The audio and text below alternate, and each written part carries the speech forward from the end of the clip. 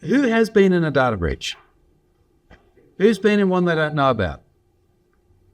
No, that's a trick question. That's everyone.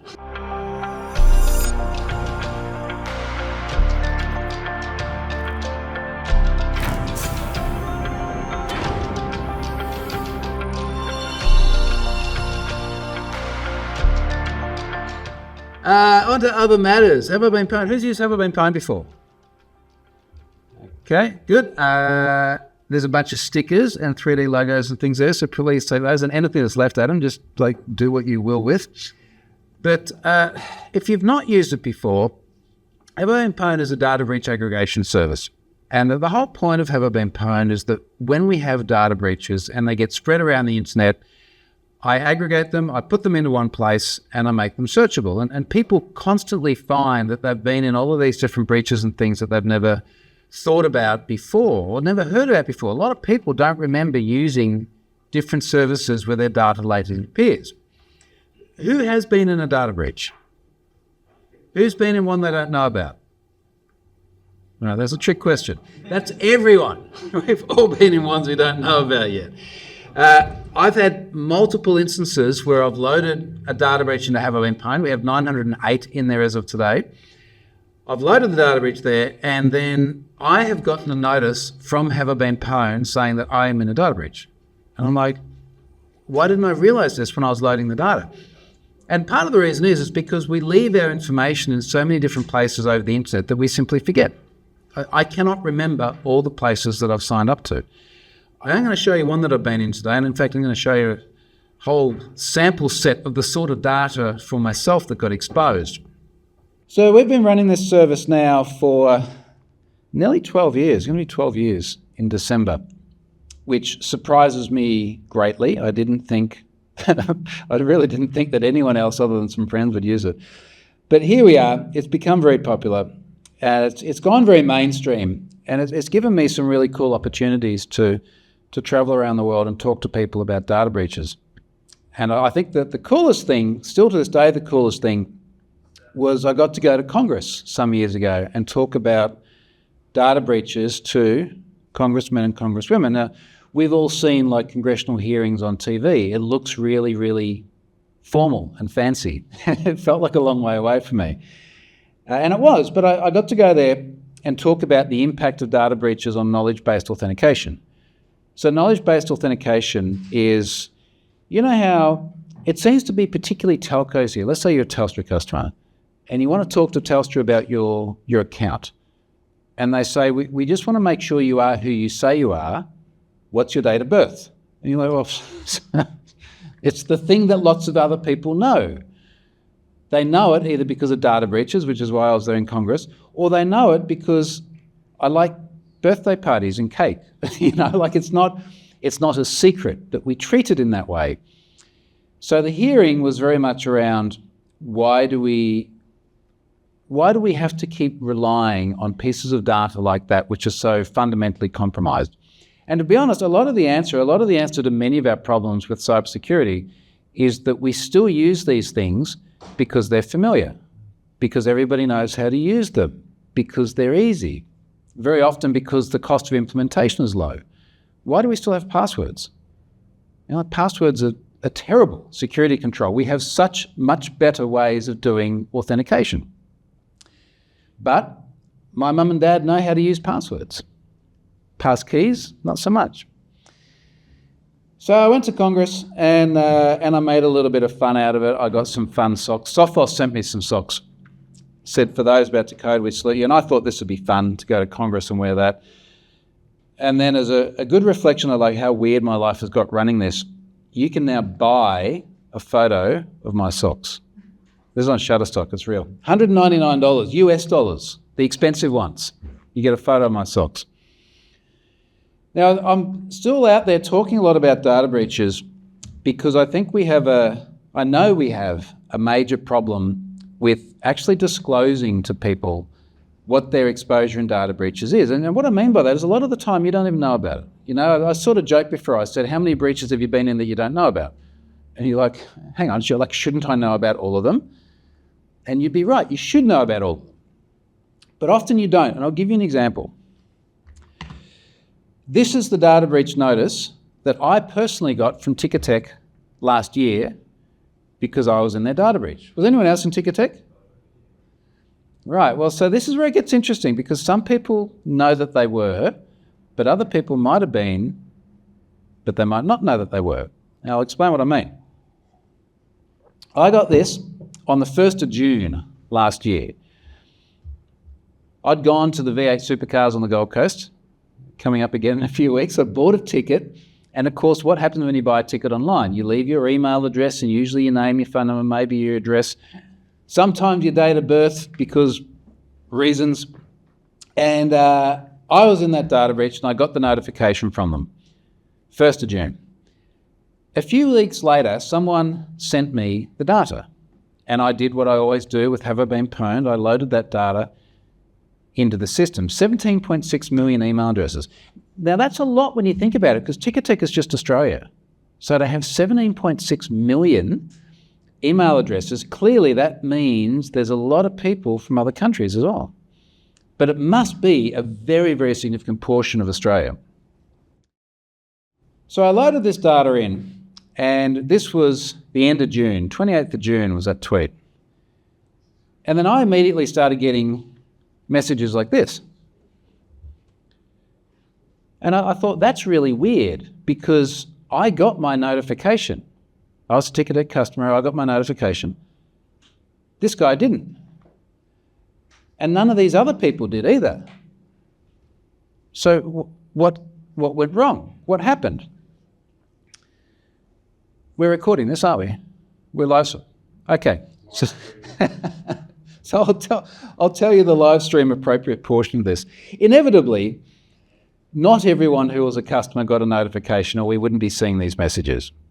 It is not clear yet why not everybody got a notification, not then or not after either. Now, part of the reason I know that a lot of people didn't get a notification is because my father was in there, and he said, why did Have I Been Pwned let me know, but Ticketek didn't let me know? Part of the other reason I know is because the lawyer for Ticketek who called me said he got a notification from Have I Been Pwned, but not from Ticketek, and I thought that was quite ironic. So anyway, the way Ticketek handled this, or part of the way they handled it, is they put out a statement regarding the incident, and they said, we've gone and got an injunction to prevent any further access. Now this makes it illegal to do crime, which makes perfect sense. They made it illegal by getting an injunction for anyone to download the data. Now, I find this ironic for many reasons, because first of all, whoever took the data in the first place clearly wasn't too worried about the legalities of doing crime. Secondly, if you wanted to take the data to do crime, you're not going to pay any attention to an injunction. Like it doesn't make any sense. And unfortunately, one of the things that's starting to happen a lot in our industry is we're seeing injunctions taken out to stop other people from accessing the data. Now, injunctions work, number one, for people who follow the law, which is not cyber criminals. Number two, for people who know about the injunction. And number three, the advice I have to caveat it with that because we're recording it, is that it's applicable to Australians, but if you're outside of Australia, then apparently the ability to actually enforce an injunction is rather limited. So basically, so long as we have law-abiding Australians who know about it, we're fine. Everybody else, not so much. Now, amongst the discussions that we had with Ticketek, one of them amounted to, could you remove the data? I think we'll just phrase it like that. Could you remove the data from Have I Been Pwned? And we went back and forth a bit, and then we agreed to do that for various reasons. One of only 2 data breaches ever that we've actually removed. We classify them as retired from Have I Been Pwned. And I thought it was kind of interesting that they would ask us to do that, because in their statement here, they provide several different resources for people trying to protect themselves as a result of the data breach. Now, these are good resources. ScamWatch, the OIIC, and Cyber Incident Guidance. That's cyber.gov.au. Now, each one of these resources gives you really good advice about what to do when a data breach happens. ScamWatch says that you should go and check Have I Been Pwned. which I thought was good guidance. And then the IIC, they also say you should go and check have I been pwned. And the final one, cyber.gov.au, go and check have I been pwned. So I find it ironic that an organisation might seek to try and remove data from the sources that all the government references that they're then sending people to are telling people to go and check. Anyway, what is fascinating about this is there's lots of people, to the best of my knowledge, who still do not know that they're in that breach. And then people say, well, doesn't a company have to tell you when you're in a data breach? And the answer is no. Simple answer, no. And I'll explain why. I'll explain why with an example, and this is a European example. And I picked a European example because particularly in Europe, they have the GDPR, the General Data Protection Regulation, and people view it as a very privacy-centric regulation that ensures that they will be told if there's a data breach. And that's not the case either. There are people in Europe, hundreds of millions of them in Europe, who will not necessarily be told if they're in a breach. The Deezer example goes back to the start of 2023. Deezer is a French streaming music service. They also white label their service. So there are other companies, for example, Virgin Media in the UK, who package up Deezer and then they provide it as part of the services that you pay for. So there's lots of people that have Deezer accounts that didn't even know that they had Deezer accounts because they're accessing the service through a different brand. 229 million email addresses is a massive breach. So they had this incident. It happened in late 2022. I got the data the start of January. I put the data into Have I Been Pwned and I loaded it. And then my friend and fellow security researcher, Scott Helm, reached out and he said, I never got told. Deezer never told me that I was in a data breach. I was like, wow, that's really weird. Did it happen to anybody else? And apparently it had happened to a few people. So there were all these, and of course this is just this small sample set that got the Have I Been Pwned notification, because we only send it to people that are double opted into our service. We've got about 5.7 million people that use that free service at the moment. We only send notifications to them. So this sample set of people came back and went, hey, I got a Have I Been Pwned notification, but nothing from Deezer. And people are going, well, it's Europe, it's GDPR. We're meant to have a notification every time we're in a data breach. But that's not what the regulation says. So let me explain what it actually says. This is the UK GDPR. Of course, things are a bit different now with the UK and the rest of Europe, but it's largely the same as the EU. And there's this bit in here about having to notify a supervisory authority within 72 hours. So if you're a company that has the data of folks in the EU in it, you might be an Australian company, but if you've got folks in the EU, in theory, you're meant to disclose that to the regulator within 3 days. But here's the carve-out.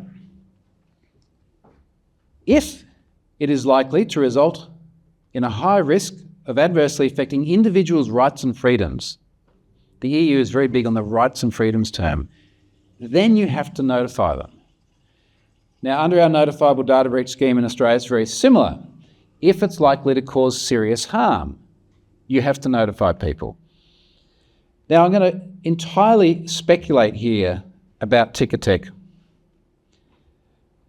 But if they were to read something along the lines of, is this data breach likely to cause serious harm to the individuals in there? And you went, well, what's in there? Email addresses, names. I think my date of birth was in there as well. Is that likely to cause serious harm? Well, you could self-assess and go, no. If it had been a data breach that had email addresses and passwords, but it's a website to comment on cats, is that likely to cause serious harm? Depends where you post it.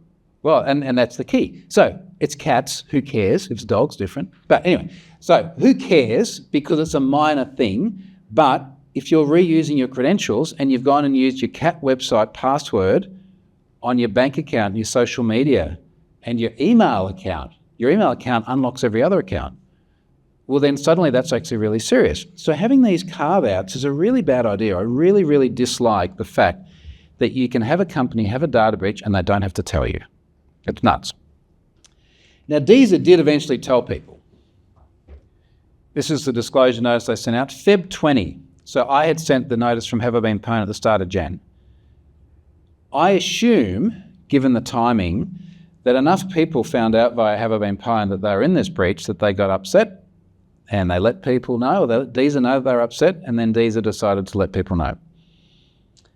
So we do have the ability to almost force the hand of organisations that don't disclose, because it's like either you can tell people or we will tell our subscribers. That's going to be a small subset of your audience, but there's going to be some of them that get upset, and then you're going to be forced. Non-reporting is one problem. Under-reporting is a different problem. Brings us to Neiman Marcus. So Neiman Marcus is a massive department chain in the US. They suffered a very similar fate to Ticketek in that when we had the Snowflake data breaches earlier last year, so this is Snowflake DB, storage services, about 150-something companies got exposed in Snowflake. Neiman Marcus was one of them. And Neiman Marcus did put out a disclosure notice. Now, because America, and you've got everything that's different state by state, they put this notice out in the state of Maine. And they said there's about 64,000 people that were in this data breach, only 184 are actually from Maine. So 64,000 is not very large as far as the data breach goes. The problem then is we've got a popular hacking forum that posted the data. And they made a very different claim about how many people are in this breach. Now, the challenge this creates for me is I've got, on the one hand, this organisation lodging an official document with a regulator with one number, and you've got a hacking forum doing this, and then I've got to look at this and go, the truth is always in the data. You'll see a little bit more about this later on. I think that's a really important saying. The truth is always in the data. If the data has been breached, we will figure out where it's come from and whether the official notice is right or whether the hacking forum notice is right. But if we load that data and then suddenly Neiman Marcus gets all these people contacting them who they didn't think were in there, what might that mean for us? And from just a pure self-preservation perspective, I'm worried about organisations who suffer losses because suddenly their data breach is much bigger than either what they thought it was or what they disclosed. What does that mean for us? Now, inevitably, all of these data breaches are coming from some sort of security vulnerability. And I do a lot of media stuff, and very often the press will say something like, how many of them are human error? And that they ask this question because you see all these studies. It's like 85.7% of data breaches are due to human error. But what do you guys think? Like, how many data breaches are due to human error? 100.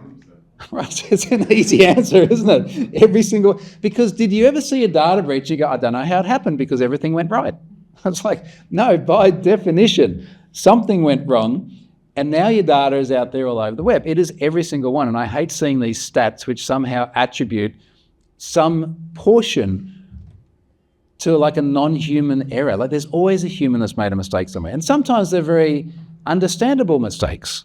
They're mistakes that we all might make, but they're still mistakes. I think they could be referring to like a Microsoft bug or something that's beyond their scope. Microsoft doesn't have bugs. It's an unpatched machine. We're recording, come on. That's still a human error. Like someone didn't patch. Also, someone made the bug in the first place that had to be patched. Yeah, there's something has gone wrong. There's always something that's gone wrong. Cosmic rays. What is it? Cosmic rays. Cosmic rays. It could be chemtrails for all we know. There's always a mistake somewhere. So anyway, these things happen and we have data breaches, and there's a little bit of a chronology, right, where obviously someone builds a flaw somewhere, someone discovers it, someone exploits it, and suddenly your data doesn't have a been pwned. And very often, obviously I get data sent to me, it's already been exploited, but very often I also get messages from people saying they've found a serious security vulnerability. They can't get the company to listen to it, they can't get in touch with them. Can I help them find someone who can fix the vulnerability? And if this happens, I usually ask for a proof of concept. Like, can you, I know you're going to give me something sensitive, but if you want me to potentially go public with this, help me understand and see if it's serious. And someone recently did reach out and they had a security vulnerability and it was serious. And they couldn't get a reply from this company, couldn't get in touch with them. And occasionally when that happens, I then have to put out a public message like this. Now, in case you don't know what Grindr is, let me explain it in the way the person who sent me the message explained it. They said, Grindr is one of the biggest gay dating applications, and the vendor keeps ignoring me. I sent them all the technical details, but no way. The vulnerability allows an attacker to hijack any account. Now, the ability to do that with any online service is serious, right? The ability to hijack any account. The ability to do that with a relationship website is even more serious. The ability to do that with the biggest gay dating website on the internet is really, really serious. So when I get a vulnerability like this, I verify it. So that's what I did with this one. I'm going to show you what the vulnerability was in a moment. You'll love it. As much as you can love a vulnerability. But a normal practice in this industry is you go through a disclosure process, you allow the organisation to fix it, and then you publish something that details what the vulnerability was. And I wanted to start writing the blog post about this vulnerability. And when I write a blog post, I want to make it like a little bit entertaining, but a little bit real world too. And what I really wanted was I wanted someone with a Grindr account that I could take over with their permission in order to demonstrate the vulnerability. So I reached out to Scott. I mentioned Scott earlier. And anyway, so he didn't have a Grindr account. And I said, well, would you mind making one? Because if you make one, then I can take it over and I can demonstrate the vulnerability. And I said, make it realistic, but still make it clear that it's a test account. So he set up this account. And I said make it realistic, but he did literally say test account right there in the middle of the screen. He set up this account, and then I got to work with demonstrating the vulnerability. Now, there was one prerequisite to take over any account, and that is you had to know the email address. But email addresses, for the most part, are pretty public data. Very often people say, email address, I'm very, very upset there's been a data breach. My email address is private, it's sensitive, I don't give it to anyone. Like, well, how do you get email? Email addresses only work when you give them to other people. So you don't necessarily want them out there all around the world getting spammed, etc., but you can't think of an email address as being a sensitive piece of data. It doesn't meet any legal definition of sensitive either. So you got to work on the assumption that you're going to know someone's email address. And then once you know, you can go here onto the login page, you can go to the password reset, you can put the email address into the password reset form and click the button. Yep. Now, we've all used password reset before. Many of us probably built password reset. And the way it normally works is you put the email address into the password reset form and you click submit, and then it posts that to the server, and then the server sends an email to that address and it has a secret code in it, right? Like a token. And then when you get that email, you either click a link or you copy and paste the token, and that then proves that you control the email address. The problem with Grindr was that if you did this one trick before pressing submit, which is you press F12 and you open your DevTools and you look at the network requests, the secret token was returned in the response when you submitted the form. So it meant that for anyone, you could just enter their email address and you could get the secret token back. That secret token you can then drop into the full URL like this. Oh, no. Now, once you've done that, you can go and set a new password on Scott's account, and it comes back and says, yep, that's all done. And then you can log into Scott's account. And it was fascinating. I had to blur every single thing that came up on Scott's Grindr account. It is a not safe for work application. Let's just put it that way. Now, I could also get access to all of his personal data that he'd entered. I think most of this was accurate as far as I know. I could also see his DMs. And Scott was popular. As soon as he put that photo up, I've never used a dating app of any kind for legitimate purposes. It's only ever been security stuff. But I've seen a few, and I've never seen any quite as enthusiastic, shall we say, as what Grindr is. So they fixed that, obviously, and then we got that post out. So obviously we have a lot of security vulnerabilities. Look, as a result of this, we have so many data breaches. There's a lot of data floating around. A lot of companies, a lot of individuals, a lot of shady people are setting up services that are very similar to Have I Been Pwned, but they don't have the same moral compass, shall we say. Services like this. So this is WeLeak Info. Now somewhere they got this bright idea to put a big search box where you enter your email address and it searches through data breaches. But what they did differently to Have I Been Pwned is after you did the search, you could buy all of the other data associated with the account. So Have I Been Pwned, the only thing we store is email addresses, because that's all we need to answer that question. Have I been pwned? Enter the email address. Yes, here are the data breaches you've been in. And these services decided that there's a monetization route by selling all of the other personal data. And that other personal data is really useful for things like identity theft. If you can put someone's email address in and get back their home address and their phone number, possibly their date of birth, we just had the discussion about that. That's very useful. So these shady sites pop up, and the fascinating thing about them is they've always got the word leak in them. We'll show you some other examples in a moment.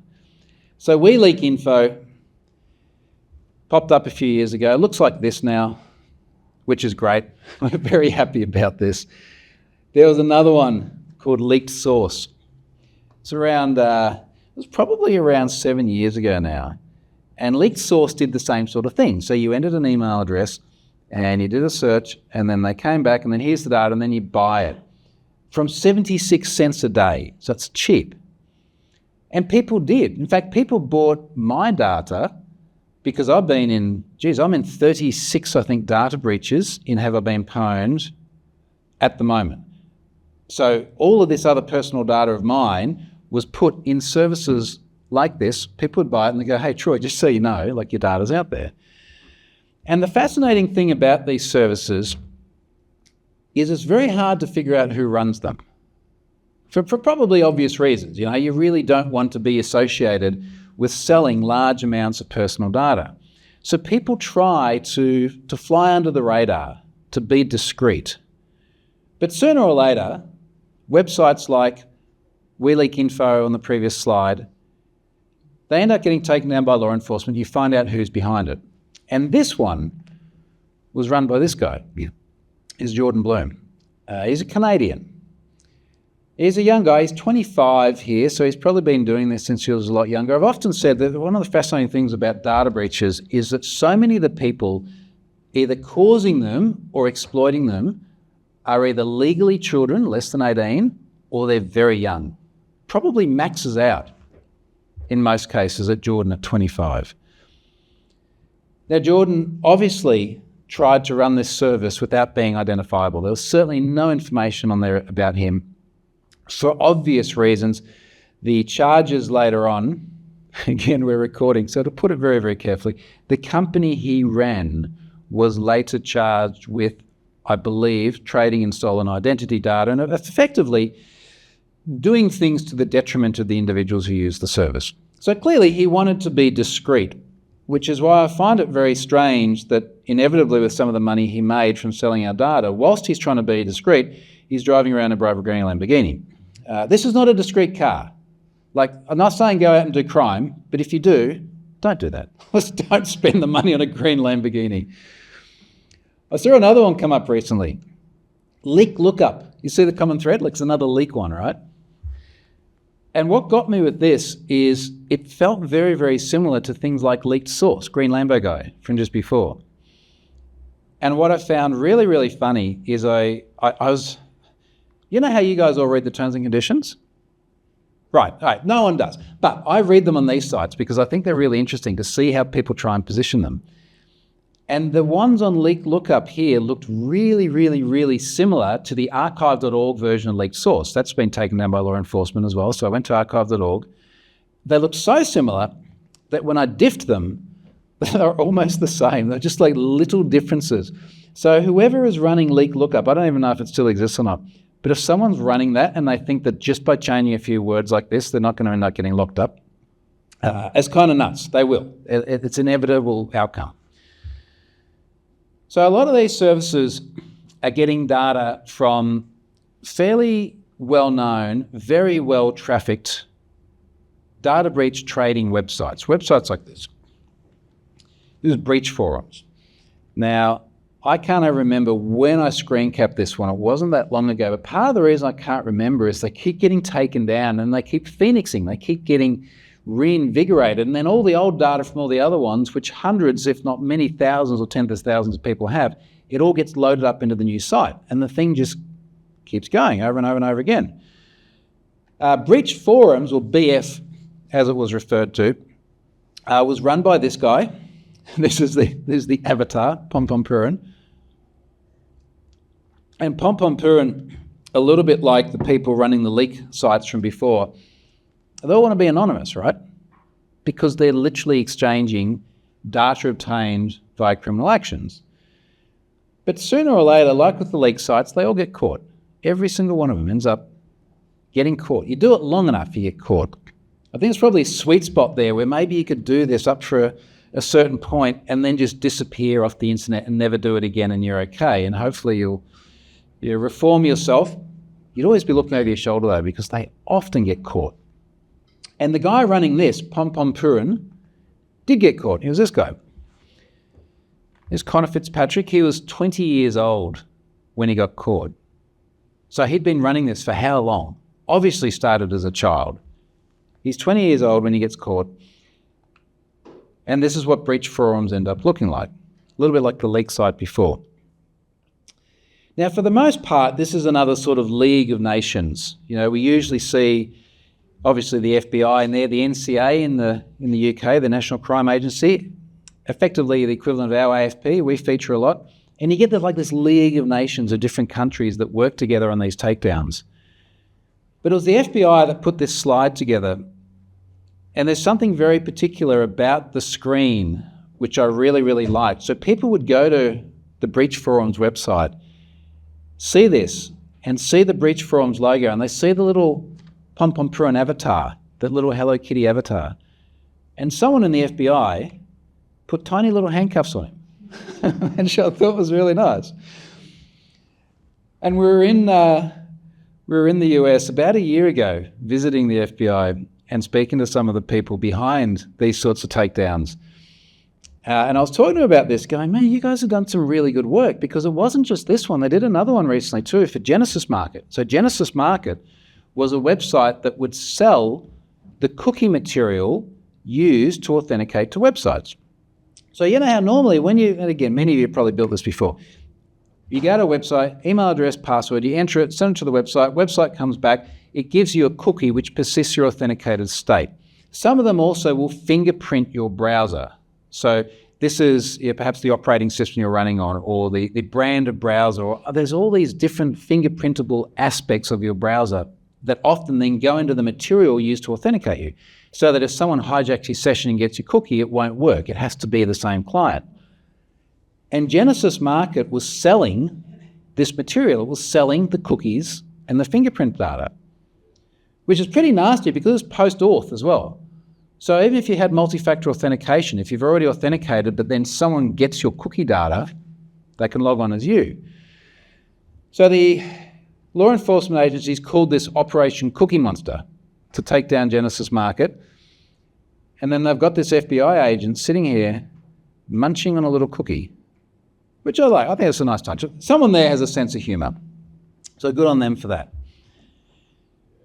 Now, I'll give you another example of a really egregiously stupid security vulnerability, and it's related to this site. Has anyone used this before? All right. Remember when Elon bought Twitter and went crazy? Come on, surely. And everyone was like, okay, we want to find other places to go. And a lot of people went to Mastodon and later to Blue Sky. A bunch of people also went to Spoutable. And Spoutable, as far as I know, still exists, but it was obviously like a startup social media service. And I hadn't heard of it before someone got in touch with me, a little bit like with the Grindr thing, and said, hey, we've found something really bad. I think you should take a look at this. And to demonstrate the problem, I created an account for myself on Spoutable and logged myself out and then started using the platform so I could see what an anonymous user would see. Now, we've all used social media platforms before. We know that the very heart of a social media platform is you have people, and you can go to someone's profile and you can see information about them. And what are you going to see? You're going to see maybe an avatar, you'll see whatever name they want publicly displayed, maybe there's a bio. But we know that there's other information about that person in the system. We know they have an email address. We know that they have a password. There's probably other information that's collected as well. But you don't see that. That's behind the scenes. That's in the database. But this person said, create an account, go to the website, do the F12 thing again, open up your DevTools, and have a look at the network request to load the profile. And this is the JSON that came back. Now, we're going to reveal what's under each of these boxes in a moment. But this is the sort of stuff you expect to see. You know, maybe a user ID, username, that's fine. What you don't expect to see is the email address. So my email address was being returned to anyone's browser who came by and loaded my profile. Why? It makes no sense. It gets worse. My IP address. Why is my IP address being returned publicly? That makes no sense. Incidentally, each one of these just gets worse and worse and worse. So as we continue, password. Now that's not like it's just some amazing password of mine. That's a bcrypt hash of the password. I did generate a password with my password manager, but this is the bcrypt hash. Why would you ever return the hash of the password publicly?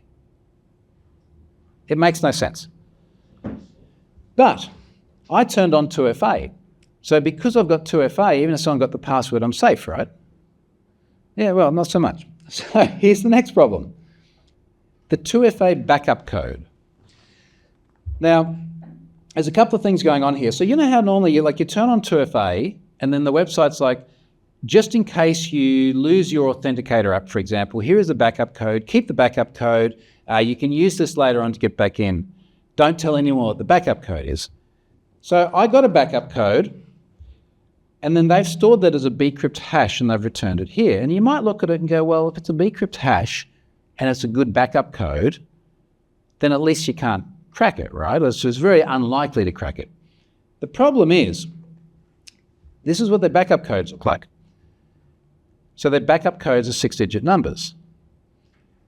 So in order to crack the bcrypt hash, you have to be able to guess a 6-digit number, which means you have 1 million possible guesses. And if you can create 1 million bcrypt hashes, which you can do, even with bcrypt, which is a very slow hashing algorithm, you can do very quickly, then you manage to get the backup code. But it's even worse than that, because you don't need the backup code, because you've got the 2FA secret. Now, if you don't know what the 2FA secret is, those little soft tokens you get with the little thing that goes around like that, what they do is they're driven by codes. There is a code which is the seed for your 2FA 6-digit one-time password. If you have the secret, you can set up your own little authenticator. So I got Stefan, our Have I Been Pwned code monkey, to go through, take that code, and he was able to start generating OTPs. So we could immediately circumvent 2FA. But it's even worse than that, if you can believe it. You didn't need to circumvent 2FA because the very last box in here has what they call the EM code. Anyone want to guess what does the EM code do? Remember the Grindr example? How when you do a password reset, you get a code? That's what that is. If you have that code, you can use that to password reset any account, except unlike Grindr where you needed to know the email address, on Spoutable you could just browse around the platform and every single profile you found returned the EM code. And this is why we have data breaches. Every single one of these was a massive series of human error. They did fix that. They weren't real happy with the way I described it. later on. I think I called it like Spoutable's deluge of spouting data all over the place or something like that. So a lot of these incidents lead to data breaches, and I used this term before. I said the truth is in the data. And what I mean by this is that very often you see something represented on a website. You'll see a website sort of explain, this is what we are, this is who we are, this is the way our service works, and then you see the data, and it doesn't always match up. Now, if you can remember Ashley Madison was just over 10 years ago now. It was July 2015. And Ashley Madison made a lot of claims that the data then proved wrong. So one of the claims they made, and allegedly one of the reasons why they were breached, is if you had signed up to Ashley Madison, and just as a refresher, imagine that you wanted to have an affair and you wanted a handy service to help you do it. That's Ashley Madison. So obviously a very, very sensitive topic. So if you had a few red wines one night and thought this might be fun, and then the next day really regretted it, you could ask them to delete your data and you had to pay. So they charge you $19, called full delete service. You had to pay 19 American dollars. So let's say $30 Oz. Had to pay your $30 to get your data deleted. Turns out they weren't deleting all the data. And this was one of the reasons the hacker dumped the data. The other thing is in most cases, in order to have a website where you have affairs, you need a fairly good mix of men and women. Now, who do you think mostly uses sites like this? You don't have to say it out loud. Like we all know, and then the data told us, because a huge number of the women that were in there turned out to be bots. They called them engagers. So after we have the data breach and we can see the underlying data, and in the case of Ashley Madison, there was also code that was leaked and there were emails that were leaked as well. So you get to join all the dots and understand what actually happened. And I thought I'd give you a fun example that's related to this, about the truth being in the data. And it relates to this. Now,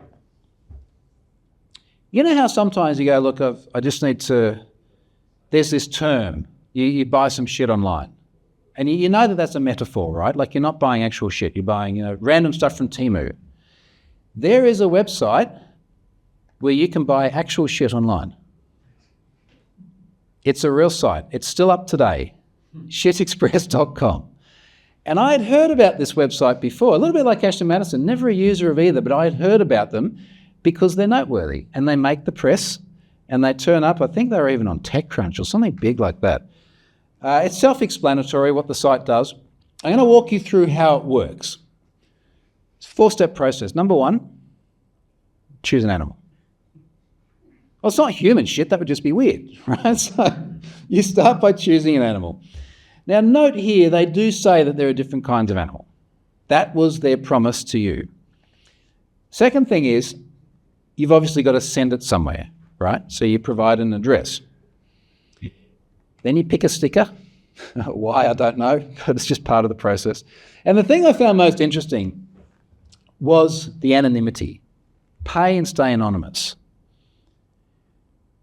How are you going to buy shit online and be anonymous? And I wanted to, well, this is all research obviously, I wanted to go through the process and figure out there must be a point at which my anonymity is just no longer going to exist. And I think I got to that point when I got to the Stripe checkout page. Because look at the information you need to provide in order to buy shit online. How is that anonymous? So they had a data breach. And the truth was in the data. I'm going to show you a sample. I wanted to find, I think there are 100,000 something records in here. I wanted to find an entertaining example that also highlighted the fact that the promises that are made about these things are usually not true. And I found one person from the same IP address who had gone on a shitposting rampage, 6 different instances. And I thought in and of itself, that's interesting that someone has sent 6 boxes. And then I started reading the names of the recipients. Does anyone know why these names are significant? There's 2 judges. Yeah, there you go. Well, I'll tell you what, there's more than 2 judges. There's 6 judges, 6 High Court judges. So someone is posting boxes of shit to High Court judges from their IP address. Now, how anonymous is an IP address? Usually not very much. The penny dropped for me when I saw that first name, Brett Kavanaugh, because he was in the news a lot in Trump's first term because he was like a Trump nominee and he's far right, and that got press everywhere. And then I started Googling the others and I was like, oh, wow, okay, that's interesting. You chose to send it to them. You kind of think they're the sorts of folks where if they did actually receive shit in a box, someone's not going to knock at your door. I think they're going to work that out. They're going to pull the IP address or the Stripe record with your credit card data in it. So that was fascinating. Now, the other thing, to get back on topic, when I said the truth is in the data, which animal did all of it come from? It's a horse. Every single record in the database was a horse. Now, they made representation. They even had a photo of a pig. Not a single pig in the database. So the worst people that send data are the people who commit the breaches themselves. I can't remember if that was the case here or not, but sometimes someone will say, look, I found a vulnerability in a website. I've taken all the data. Here it is. I'll be like, crap. Okay. Don't do that again. Go to your room. Think about what you've done, because it's usually kids. And that's not great, but it is a data breach now, and it needs disclosure, and the people who are in here need to know about it. I also get data from a lot of people who frequent things like those breach forums. It's a lot, particularly kids, who exchange this data backwards and forwards. For reasons I don't know why. They seem to grow out of it, but it happens a lot when they're kids. There are legitimate security researchers who find data like this because they play roles within organisations where they have to look for threats. And maybe they found the email address of someone within their organisation on a public forum where there was a sample of this posted. And at the most legitimate end of the scale, we get data from the FBI. We get data from the NCA. We get data from other law enforcement agencies because we have the reach to get it out to people who are impacted by breaches. One of the services we have a free password checking service. And we can delve into this later if you like. There's a whole anonymity model and so on around it. But we do about 17 billion checks a month for passwords that are largely fed into these days via the FBI. They have a fire hose to just blast data in from their investigations. So I don't typically go out looking for it, because every single day I'm getting emails from people or signal messages or whatever you can imagine from people saying, hey, there's a data breach you haven't seen before. Let me finish on a fun note, and then we'll go into a little bit of Q&A as well. I often use this image because I think it's sort of a really cool illustration. It's a bit lighthearted about one of the big problems that we've got in the industry, which is disclosing security vulnerabilities to organisations and having them take it seriously. Even today, I've sent disclosure notices to a company. I know I'm probably not going to get a response, and I'm going to have to go through all this other process, which is painful. There's a YouTube account called The Lockpicking Lawyer. Has anyone seen Lockpicking Lawyer? Oh, yeah, right. It's awesome, yeah? So Lockpicking Lawyer, he'll get some cool-looking padlock, and then he'll get like a toothpick and dental floss, and 3 minutes later, he'll have the padlock open. So he's a physical penetration tester working specifically on locks. And a little bit like the cybersecurity industry, if he finds a vulnerability, he will responsibly disclose it to the organisation, give them the opportunity to resolve it, rectify it, and then he'll write about it, or in his case, he'll put something out on YouTube. And a little while ago, he had this padlock that you see here. It's a biometric padlock, takes a fingerprint. And he found there's a screw on the side of the padlock. And he got out his screwdriver, and exactly what you're probably thinking now happened, right? Like, takes out the screwdriver, padlock comes apart. Now, that in itself is funny. But the thing that I thought was most amusing is that he got a response from the company which is so similar to the responses I get when I try to disclose digital security vulnerabilities. He wrote to the company and he said, look, I got your padlock, I got my screwdriver out, and the padlock came apart. And the company said, the lock is invincible to people who do not have a screwdriver. And that was the justification for their security posture. All right, I know we've got time for Q&A. Do we just jump into it, or do you do a thing? Or yep, jump into it.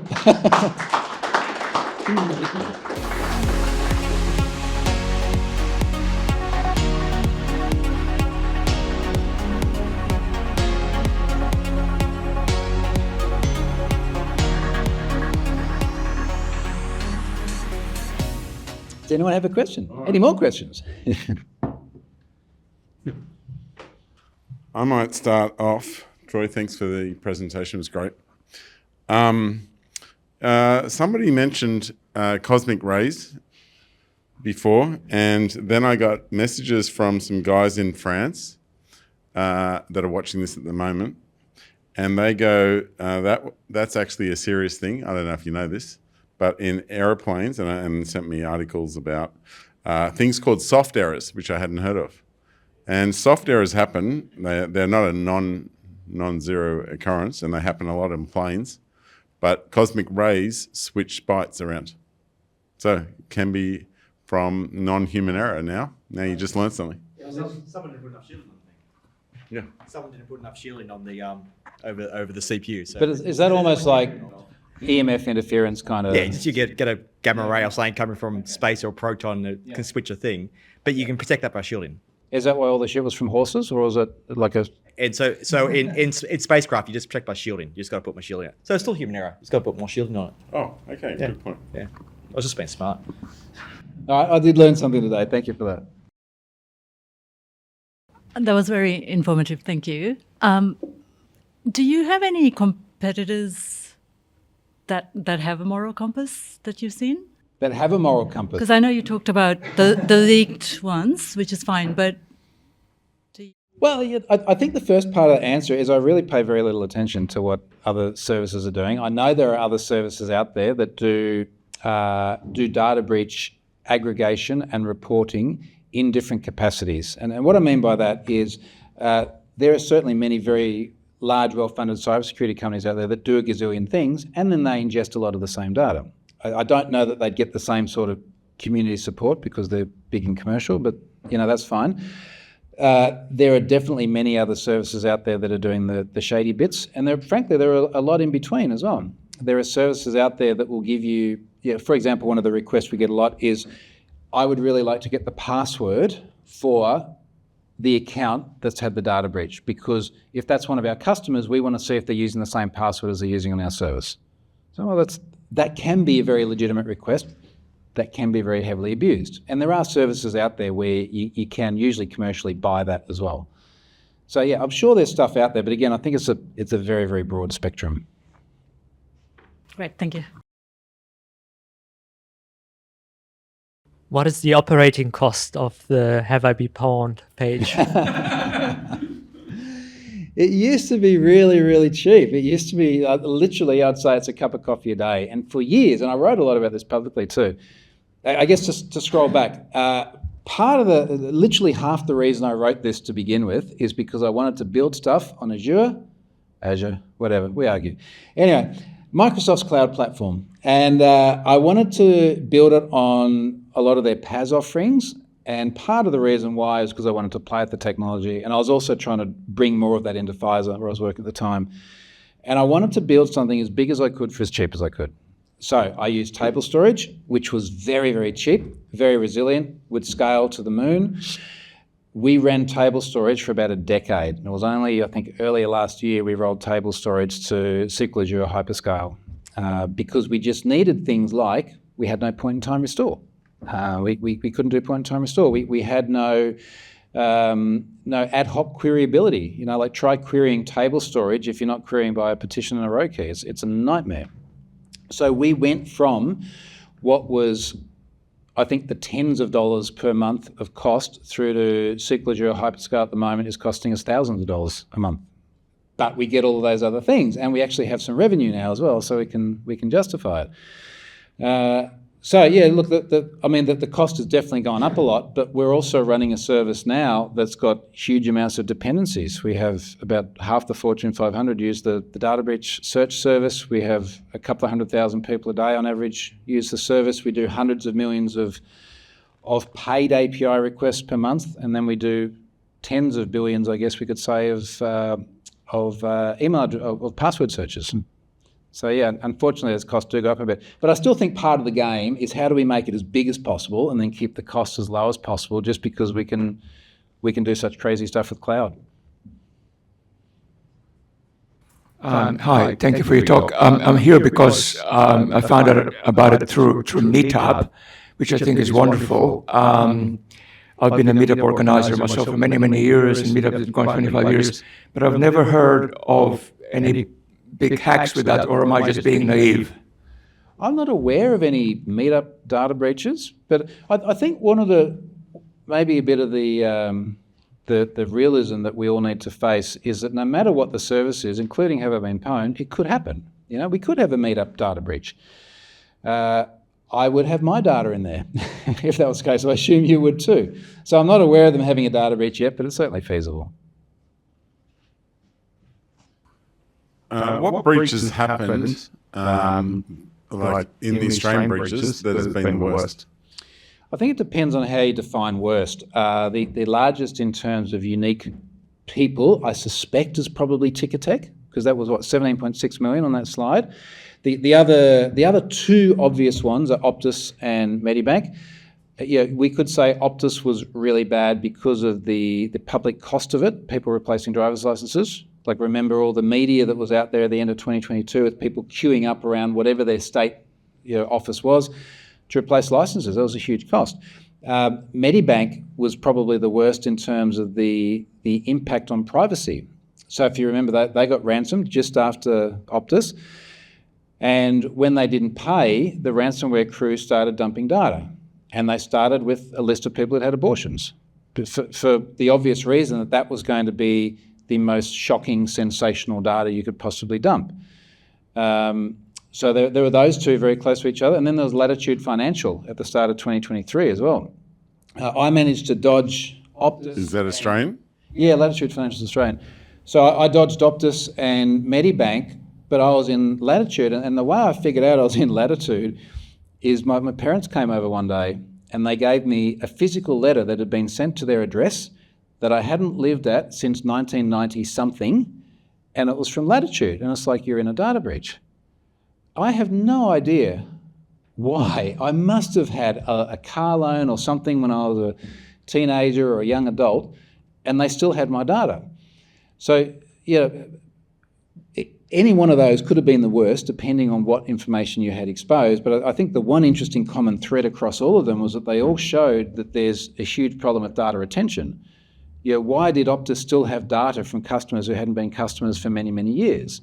Why did Latitude still have my data from the 90s? Why are we keeping this information? I think there's both obvious answers and sort of nefarious answers, but we don't have any legislation to force them to get rid of the old stuff. Because there's an old saying, like, you can't lose what you don't have. If Latitude no longer had my data, I wouldn't have been in that breach, and they didn't need to. And what's been the worst breach you've seen in the world?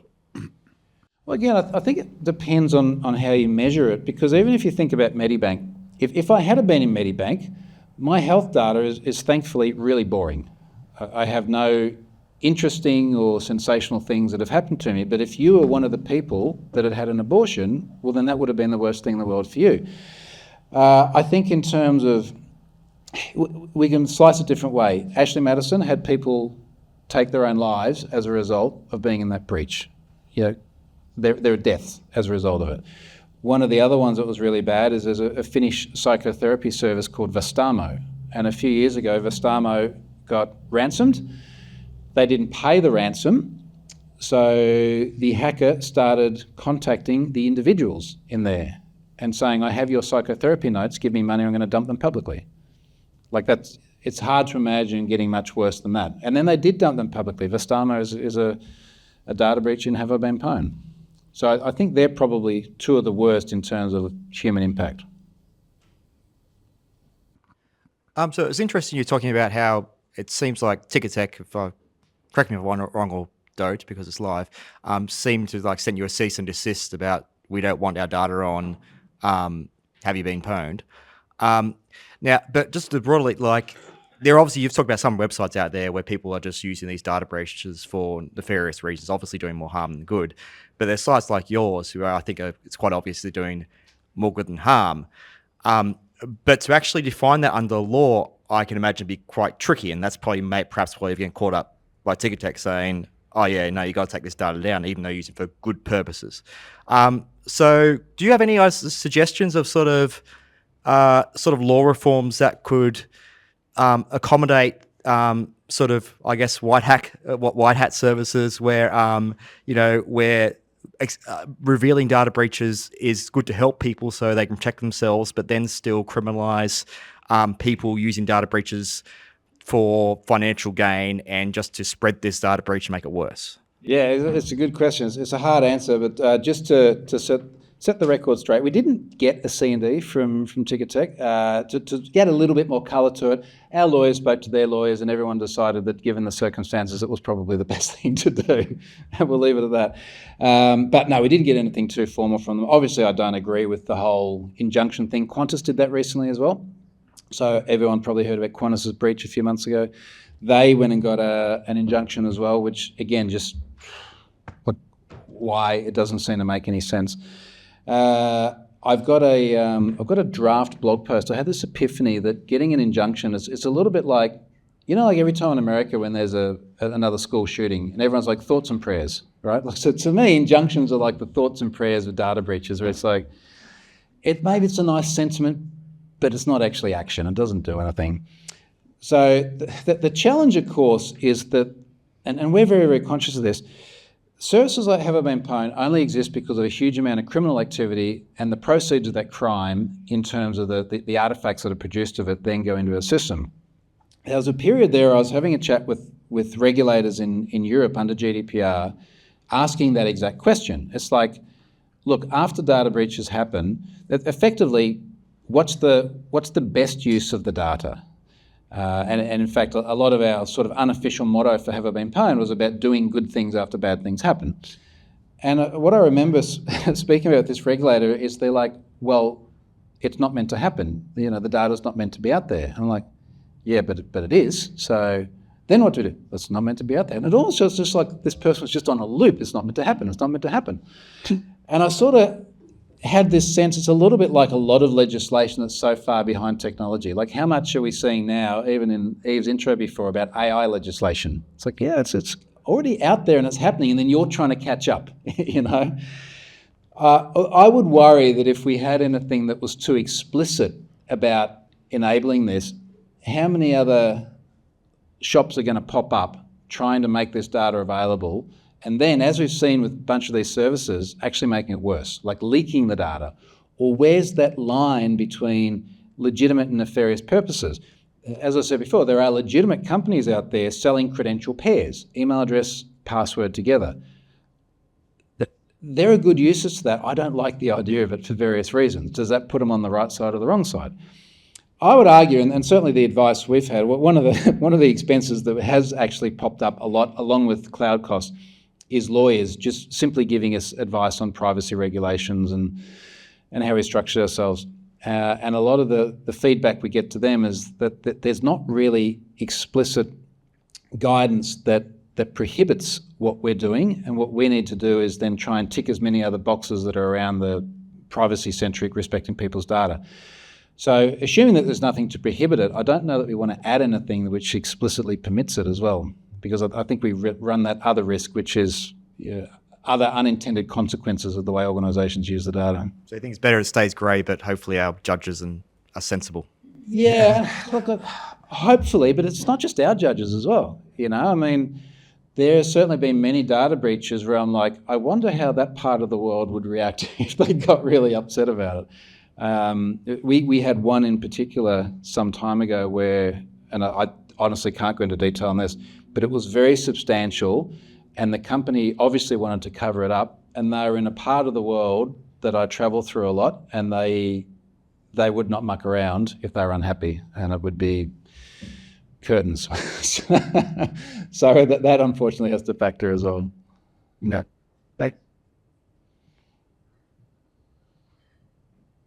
All right. So I just want to give you a big thanks, Troy. I think it's awesome that you do this. You really do a lot for the community. It's great that he's an Aussie doing this and it's being used all around the world. If you were a politician and you had the power, what laws would you implement? The first thing I'll do, without a doubt, is mandate disclosure. to the individuals. And I put it really, really simply. If someone entrusts a company with their data, it doesn't matter whether you're there to comment on cats or buy tickets or it's your healthcare data, and that data is then exposed in a breach, that company should be obligated to report it. You know, get rid of all the stuff about, is it likely to cause serious harm? It shouldn't be the company that gets to make the determination about your privacy. I mean, your privacy should be in your hands. And then on that, I would also add data minimization. So the latitude example, you don't need to have that data that much longer. And then, since I'm a politician now and I can get to pass all these laws, looking at things like Optus, I would also look at the retention period of data even for active customers. You know, why do you still need to have someone's driver's license years and years after they've signed up to you? You know, keep some other identifier of who they are, because the ramifications of that are just so dire, and it just seems like such an easily avoidable problem. Okay. So you know how you really pushed companies to go for HTTPS, and you were publicly shaming every company that didn't support it. Yeah. Would you do something similar for disclosure? It's a little bit harder because there is a spectrum of disclosure. I do own the domain. Is my disclosure statement hot or not? Something to that effect, .com. So I've got that. And I was thinking at some point in time it'd be kind of cool just for each disclosure notice to critique it. But it's obviously a lot more nuanced than, are you redirecting people to HTTPS, yes or no? You know, that's a very, very clear cut. But you could go after just the top 100 companies in Australia. Yeah, I mean, even then, it can be hard to find the disclosure statement. Many of the disclosure statements I see, people get one from a company. I put one on X just this morning. Someone got one from a company and forwarded it to me. There's not necessarily a public record of them putting that up anywhere. They send it to individuals, and you look at their social media timelines and they're full of marketing the next thing and no mention of, we lost your data. Okay. Well, it's been a great journey. I think I've been working with Troy since he was at Pfizer back in 2010. And earlier. Yeah, I think you did your first user group here. I did. I found it the other day. It's on my phone. Oh, did you? Wow. Okay, so it's been a great journey. Thank you so much for coming and presenting for us. Awesome. Thanks, mate. And for everyone online, we will see you next month. Cheers.